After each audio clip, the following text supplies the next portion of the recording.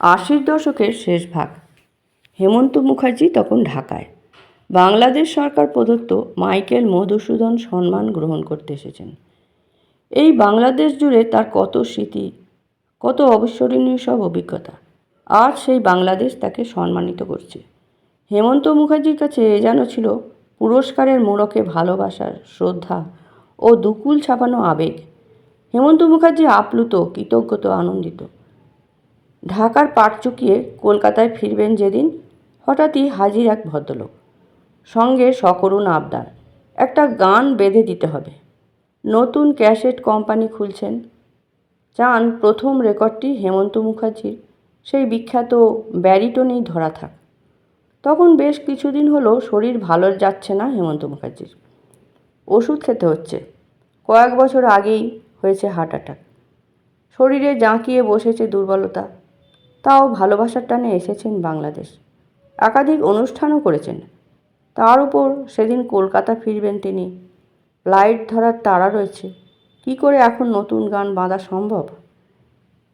হেমন্ত মুখার্জি তাকে অনেক করে বোঝালেন, কিন্তু অজ্ঞাত পরিচয় সেই ভদ্রলোক নাছোড়। প্রায় পা ধরে লুটিয়ে পড়েন।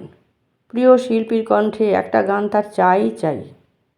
এবারও শেষমেশ ফিরিয়ে দিতে পারলেন না হেমন্ত মুখার্জি। টেনে নিলেন হারমোনিয়াম। ঢাকা ছাড়ার আগে আধ ঘন্টার মধ্যে বেঁধে দিলেন নতুন গান, সারলেন রেকর্ডিংও। খুব সম্ভব সিরাজুল ইসলামের কথায় এ গানে সুর দিয়েছিলেন তিনি নিজেই। ভালো করে মেলে দেখো দৃষ্টি, বুঝবে বাংলাদেশ বিধাতার কত বড় সৃষ্টি। সেই তার শেষ আধুনিক গানের রেকর্ডিং। ঢাকা থেকে কলকাতা ফেরার পথে ফ্লাইটেই অসুস্থ হয়ে পড়েন হেমন্ত মুখার্জি। কলকাতা ফিরেই শয্যাশায়ী। তাঁর অসুস্থতার খবর পেয়ে সব কাজ ফেলে বোম্বে থেকে ছুটে এলেন আর এক কিংবদন্তি শিল্পী, বিখ্যাত গজল গায়ক মেহেদী হাসান।